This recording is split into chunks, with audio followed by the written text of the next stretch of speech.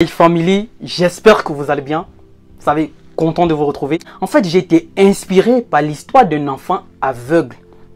J'ai décidé de dédier cette vidéo à toutes les personnes aveugles. Tu vois?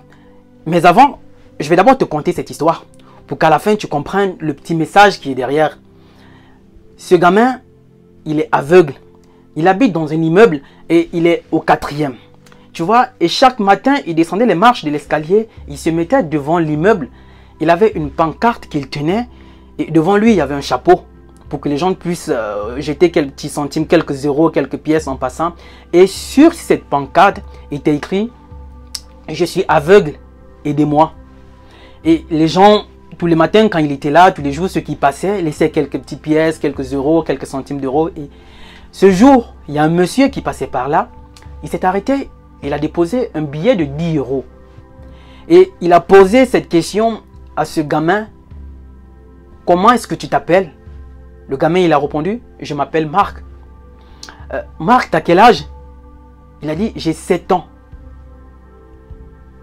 Par la suite, il lui dit, est-ce que je peux voir ta pancarte? Tu vois? Il dit oui, il a pris la pancarte et il a écrit un mot sur cette pancarte. Oui, il a laissé un mot sur la pancarte et il a remis la pancarte au petit Marc. Et sans toutefois savoir, puisqu'il est aveugle, tu vois, il a tenu l'autre face. Donc, il présentait l'autre face sur laquelle le monsieur avait laissé un mot. Une formule, le mystère de la formule. Est-ce que toi, tu as la bonne formule face au problème que tu traverses? Là, il ne faut pas qu'on s'embrouille. Je continue d'abord l'histoire. Est-ce que tu vois? Et ce jour, à cause de cette formule, à cause de cette phrase, à cause de ce mot qu'il avait laissé sur cette pancarte, le petit Marc, il a reçu beaucoup plus d'argent contrairement aux autres jours. Au point, lui-même, il était surpris. Et le soir, le monsieur, à la sortie du travail, il est passé par là parce qu'il voulait voir le fruit de ce qu'avait apporté son écrit sur cette pancarte. Et de loin, quand il s'approchait, le petit Marc a reconnu ses pas. Et quand il était tout près, le petit Marc a posé la question. C'est le monsieur qui était là le matin? Il dit oui. Il dit, mais qu'est-ce que vous avez changé sur la pancarte? Parce qu'aujourd'hui, j'ai reçu beaucoup plus d'argent contrairement aux autres jours.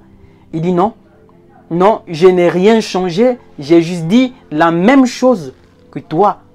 Mais la même chose que moi, mais qu'est-ce que vous avez dit? Il dit non, j'ai écrit la même chose que toi, mais avec d'autres termes. J'ai dit aujourd'hui, c'est un jour beau et merveilleux. Mais malheureusement, je ne peux pas le voir. Tu vois, les deux expressions traduisent la même chose. Que le petit Marc, il est aveugle. Même si la première renvoie plus à la sympathie. Mais la deuxième, aujourd'hui, c'est un jour beau et merveilleux. Malheureusement, je ne peux pas le voir. Cela rappelle aux gens la grâce qu'ils ont d'avoir la vue. Parce que toi et moi, on en a vu, tu vois, et on peut voir des jours qui sont merveilleux et beaux. Et face à une telle expression, on ne peut pas rester insensible. Il a eu beaucoup d'argent. Et surprenant que la deuxième expression soit plus efficace. Alors la question que je vais te poser, c'est quels sont les mots que toi tu utilises pour présenter tes projets? Pour que les gens s'y intéressent, pour attirer l'attention des gens sur tes projets, quels sont les mots que tu utilises?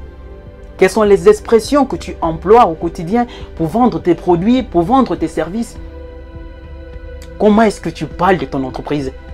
Quels sont les mots que tu emploies pour résoudre tes petits problèmes de couple, pour résoudre tes problèmes au foyer, pour résoudre tes problèmes de famille, pour résoudre tes soucis entrepreneuriales? Quels sont les mots que tu emploies au quotidien dans tes relations humaines, avec des collègues, avec des amis? Parce que tu sais, les mots que tu utilises tous les jours sont importants et déterminants dans ta vie spirituelle, dans ta vie de couple, dans ta vie entrepreneuriale, dans tes relations avec des amis, des collègues. Les mots que tu emploies au quotidien sont d'une importance capitale. Et comme disait quelqu'un, les paroles sont comme un pistolet chargé. Lorsqu'on l'utilise mal, c'est la cause des dégâts. Si tu emploies mal tes expressions, tu vois, tu ne peux plus les récupérer. Tu les as déjà fait sortir. Elle a déjà causé des dégâts. Elle a déjà offensé. Elle a déjà blessé. Elle a déjà discrédité les services que tu proposes aux gens. On ne peut plus t'accorder du crédit. On ne peut plus s'y intéresser. Est-ce que tu comprends la valeur des mots et des expressions que tu emploies tous les jours?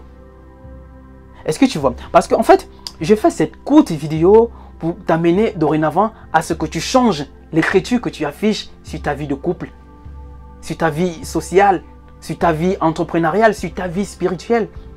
Comme le petit Marc, il a fallu juste cette petite formule écrite en d'autres thèmes pour que le résultat, en fait, soit au rendez-vous, pour que le résultat soit surprenant. Alors, je terminerai en te posant cette question. Veux-tu arrêter de quémander et d'attirer la pitié sur toi?